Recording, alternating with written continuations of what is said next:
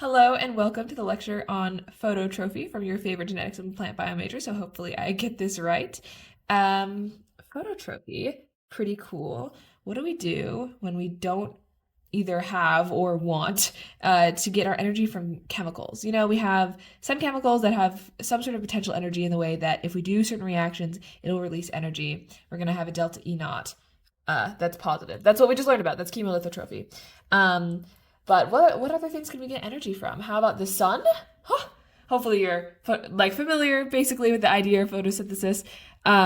So yes, in photosynthesis, the light reactions are phototrophy. This is where we store our energy. This is like catabolism. And then the dark reactions are autotrophy. This is where we're putting our carbon. So autotrophy is where we get our carbon. We're getting it from an inorganic molecule, in this case carbon dioxide, whereas heterotrophs get it from an organic molecule, like we do, like glucose. So if you want, you can make a mark like energy. This is where energy is derived. This is where we get our carbon. But I feel like these are kind of pretty basic terms that we've talked about a lot, so hopefully this comes pretty intuitively. Okay, before we get into the two different types of phototrophy that we're going to be talking about, let's go over some basic principles of phototrophy. So one is that if you're trying to harvest energy from the sun, you're going to want to have a lot of surface area so you can touch as much of the sun as possible, so you can gather as many photons as possible. So pigments, which are the things that accept the photons, are tightly packed to maximize, the amount of photons they can collect. So to maximize light collection,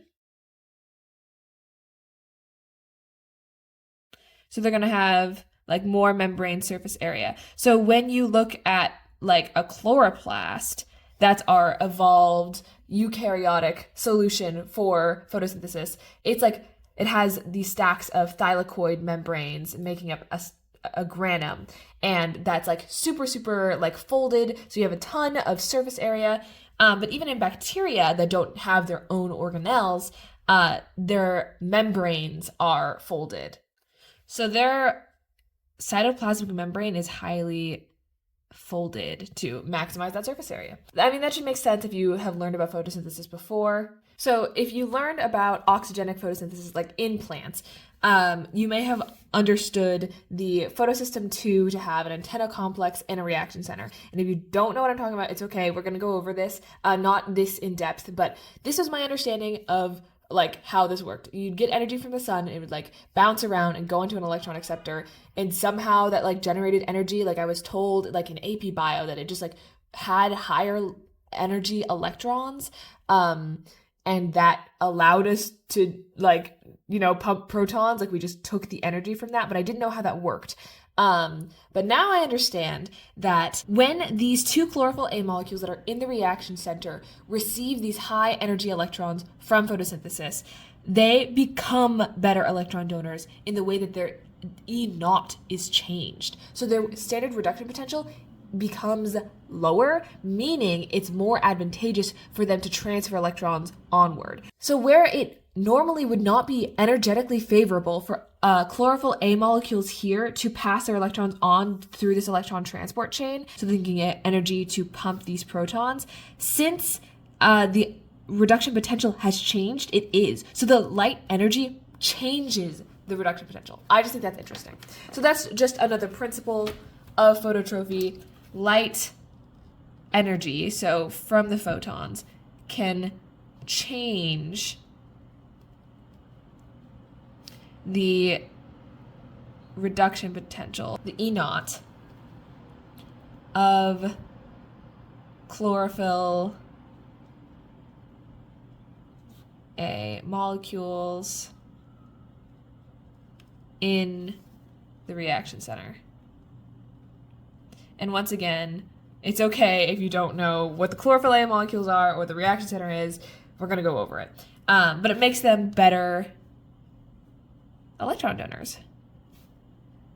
So we can push it through the electron transport chain and pump some protons.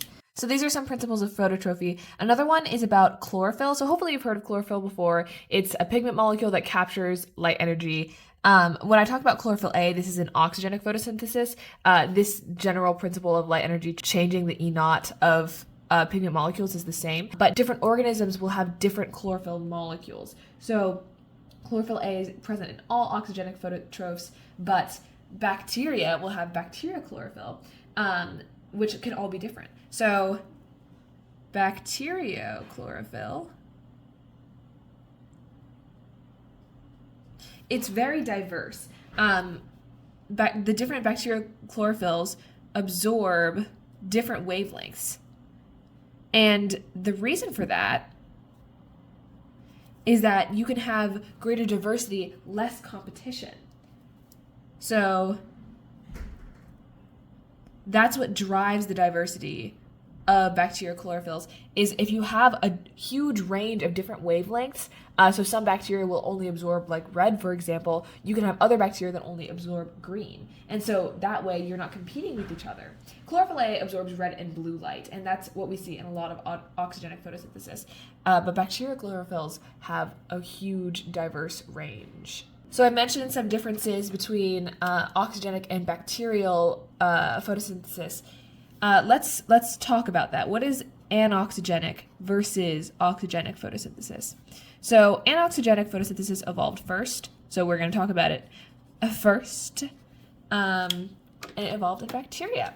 It evolved in sulfur bacteria, in fact. No matter what, in all phototrophy, your terminal electron acceptor, what do you think it's going to be? You'll, in your electron transport chain, it'll be accepted by NAD+, but where's it going to go in the very, very end? Well, the whole point, it's autotrophy, right? No matter what, we're going to be sequestering carbon dioxide. So carbon dioxide is going to be a terminal electron acceptor, so we can make biomolecules. So terminal electron acceptor is CO2. It's a general note. Does not matter if you're oxygenic or anoxygenic. But if you are anoxygenic, you'll be a green or sulfur purple bacteria. Purple. These are the oldest photosynthesizers we got. And what they do is they take in carbon dioxide. Yes, we know this. And it will oxidize hydrogen sulfide into sulfur. And it's kind of a similar situation here as what we learned about with our chemolithotrophy, our sulfur oxidation. Sometimes you can do sulfur to sulfate, but this is less energetically favorable. So this is anoxygenic, right? This happens without any oxygen around because oxygen will actually impair this reaction. So presence of O2 will inhibit hydrogen sulfide oxidation. So that's why it's anoxygenic. You will not be doing this if there's oxygen around, because that would be bad. But we aren't using water. That's what you learn about when you learn about photosynthesis in biology. You're using water, but that's oxygenic. So we'll get there. We're not there now. So let's take a look at this electron transport chain. So I'm teaching you the electron transport chain. I just told you where sulfur oxidation was happening. It was in the wrong spot. But that's okay. I'm teaching it to you the second time, so it's going to be even better this time. I'm going to know all the secrets I learned from teaching it the first time. Okay. Membrane. Yes. So if you remember from the diagram I just showed you or from Gen Bio, in oxygenic photosynthesis, you have the antenna complex as part of photosystem 2. However, that is not the case. Not in anoxygenic photosynthesis. That hasn't evolved yet, I guess. The antenna complex is actually separate. So that's who we're going to start with. Kind of debatable if you should start with her because she's not actually part of the electron transport chain in the way that she doesn't involve the transfer of electrons, but I think she matters enough. Like she's involved. She gives you the energy you need to transfer electrons. So I think she deserves the number one spot here. I just learned it second after. I just learned about it. Okay, that doesn't matter. Okay, anyway. So you have HV, and this is light, if you don't know that. and it's being absorbed by the antenna complex, and it can pass that energy on to photosystem 2, which I'm drawing kind of skinny because we got lots of things to say. I don't know why I drew antenna complex, so why here? Well, we'll draw her a little bit chunkier. Okay, photosystem 2 will get this energy, so it's donating energy. The antenna complex is donating energy to photosystem 2 because there's tons of pigment molecules here absorbing plenty of energy from the sun. But photosystem 2 also has a pigment molecule. This is P870. It can also absorb energy from the sun, but not nearly as many of these as there are pigment molecules in the antenna complex. P870 will donate its electrons to our best friend, quinone, in our Q loop, making hydroquinone. Beautiful. I actually drew that a little too wide, but that's okay. It's actually just fine. Maybe yours is a little bit more centered than mine. And another thing we're familiar with, the cytochrome BC complex. Yes, I remember her. And I like that it's always like site B is taking the electrons from hydroquinone because that's consistent in all of our models. Doesn't matter if it's respiration, photosynthesis, a different type of respiration, whatever. Oxidation, like we're always going to be taking electrons from hydroquinone with cytochrome B, and that's just beautiful. Okay, now that we have done this, we get to pump some protons. Yay! Excellent news. However, there are things happening. There are two things we can do. Once again, as all of these models say, we can do 1, we can make PMF, or 2, we can make NADH. Which one do we want to do first? Let's make PMF first. Let's finish this electron transport chain. So we have these electrons that we got from P870, but once we do that, it's going to have no electrons, so we're going to have to reset that. So one way is we can give the electrons to a cytochrome, which makes sense, Cytochromes are electron carriers. They're going to be delivering electrons to and fro. So this is cytochrome C, site C. So the electrons can travel through here. So this is path 1. Remember, this is not the only path that our electrons can go through. And give electrons to P870 so that it can go back into the Q loop. So that's one option. And you might be wondering, okay, so we can recycle electrons infinitely, but if it ever goes out of the system, we're going to need to replenish it with something else. And remember, we learned that we're using hydrogen sulfide as our electron donor, and that is the case here. So cytochrome C will also be oxidizing hydrogen sulfide. This model is not exactly to scale. Actually, I should have drawn cytochrome C on the outside, on kind of the outer membrane, because that's where it will be interacting with the hydrogen sulfide. This is just like a general thing so you can understand where the electrons are going. So it can feed the system, give electrons to P870 from hydrogen sulfide, or we can make NADH. So the electrons can stay in the system.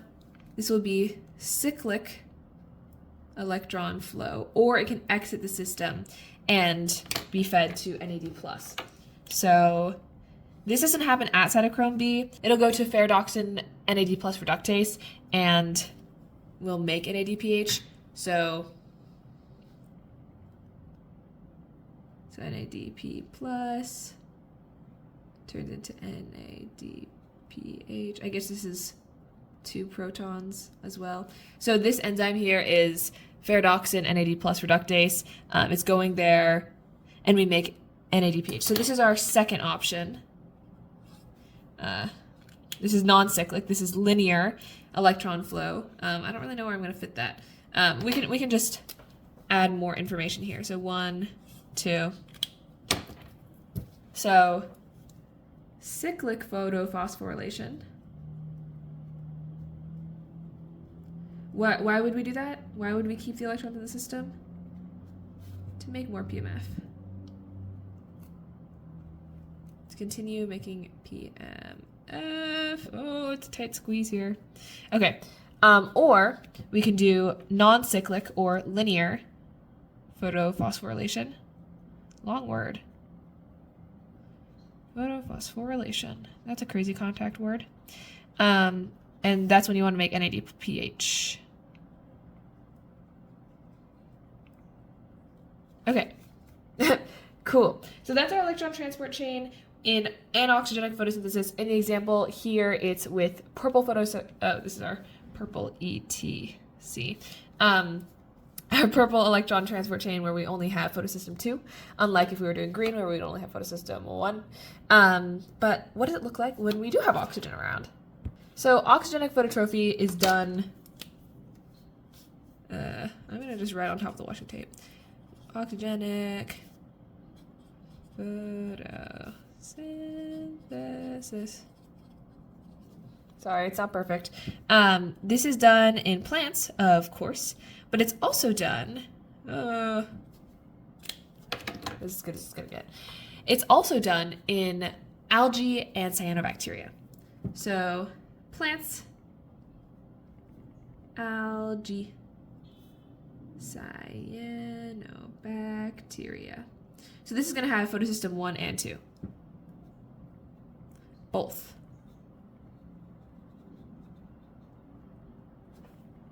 So here, we'll use cyanobacteria as an example. So I'm just going to write cyano. Cyano will take carbon dioxide in. Remember, that's our consistent terminal electron acceptor and also our source of carbon to begin with. And hopefully we might be familiar with the splitting of water in oxygenic photosynthesis. And that's the same model here. So what that ETC look like? That ETC is longer. Hopefully we can fit everything in here. Because now we have photosystem 2 and 1 to worry about. So let's see if we can fit everything in here. We'll start with photosystem 2. Photosystem 2 is going to be absorbing light from the sun. It's going to be splitting water. So we'll go 2H2O and O2 plus 4 protons. Except these protons are actually going to go with our electrons. So electrons, I'll draw in red. They're going to go together for the Q loop. So quinone, hydroquinone. I keep drawing this Q loop too big, so it's going to be asymmetrical. I always am so excited to draw a big old Q loop, and then I realize I don't have space for this. But we're going to have a similar situation here. We have cytochrome B and cytochrome F this time. So based off your model, the second piece might change, but cytochrome B will always be what takes our electrons from quinone, or rather hydroquinone. Okay, so this goes in here. We can get rid of these protons. Awesome! And we can pump more protons. I'm not exactly sure how many, so I'm just gonna write proton. Proton gets pumped. I don't know how many. Don't worry about it. Proton gets pumped. It's proton pump. That's what this complex is. And then it gets passed on to a new character, plasticyanin. Maybe you remember her vaguely from general bio. I'm just going to call her PC. So she's an electron carrier. So she will transport our electrons, and she will carry them right along to photosystem 1. Excellent. So photosystem 1, she also will be collecting light. She's a photosystem. And if you remember, photosystem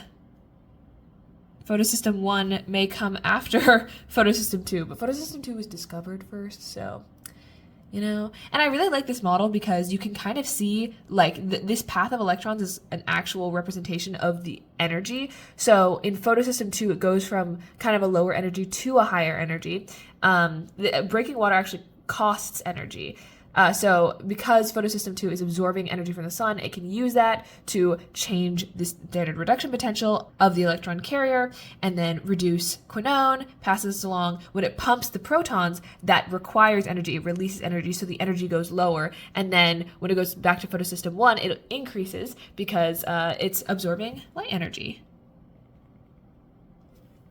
So now it will be picked up by, I drew this line a little too tall, by quinone, but not just any quinone, plastoquinone, turn it into plastohydroquinone.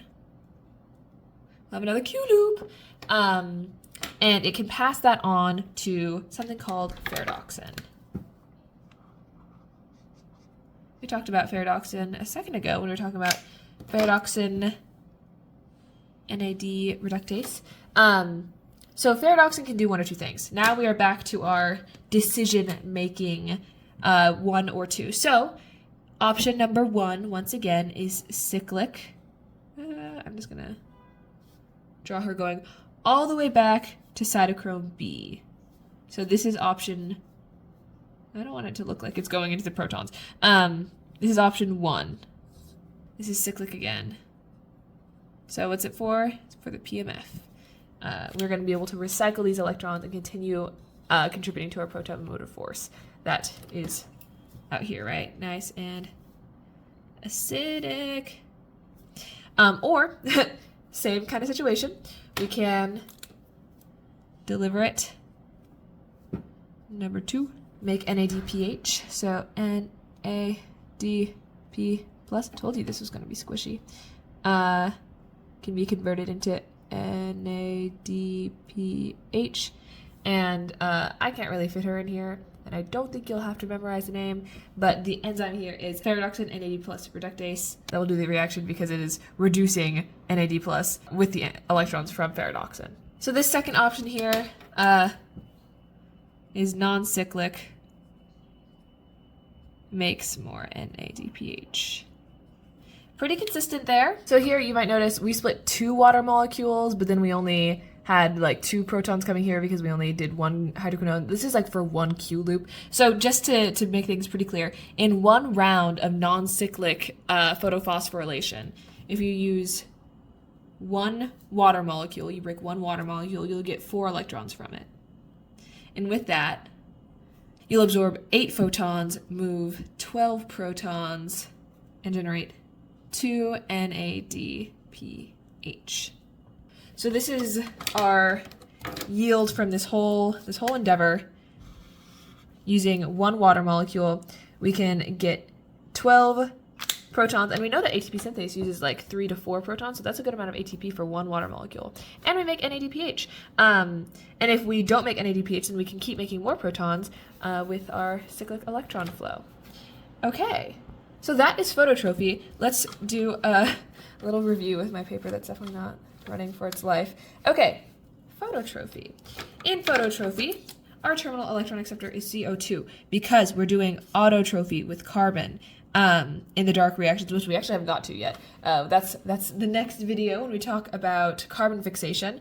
But right now we're just talking about phototrophy, the light reactions. This is for energy, like the ATP we can generate from this PMF and the NADPH that we got. So to maximize light collection, pigments are tightly packed. This can mean that we have a very highly folded membrane, right? Both in chloroplasts, but also bacterial membranes, in the cytoplasmic membrane. Light energy can change the delta E naught. I just think that's crazy. Of something involved in our electron transport chain in oxygenic photosynthesis, that's chlorophyll A, in the reaction center to make better electron donors. So in here, photosystem 2, we don't take a really close look at the antenna complex reaction center, but antenna complex is the part of photosystem 2 with all the pigments collecting energy, and it'll be funneled through the reaction center, those 2 chlorophyll A molecules, and pass it on through the electron transport chain. And bacterial chlorophylls absorb different wavelengths to have less competition. That's interesting. And the presence of oxygen will inhibit hydrogen sulfide oxidation, which is what we see in our anoxygenic photosynthesis. So we'll take carbon dioxide, we will oxidize hydrogen sulfide, and then we'll do this electron transport chain in our purple sulfur bacteria, where we're only using photosystem 2 or 1 in purple. It's just going to be photosystem 2. Our separate antenna complex is going to donate energy to photosystem 2, which is going to take electrons from cytochrome C that had gotten them from hydrogen sulfide, pass them through the Q loop, and either decide to keep regenerating more PMF or just make NADPH through linear electron flow. So our cyclic photophosphorylation makes PMF, and our linear photophosphorylation makes NADPH. And the same thing goes here in oxygenic photosynthesis, which you see in plants, algae, and cyanobacteria. So cyanobacterium will accept carbon dioxide, split water, turn it into oxygen and protons, and then it'll give those protons to quinone and then pump those out.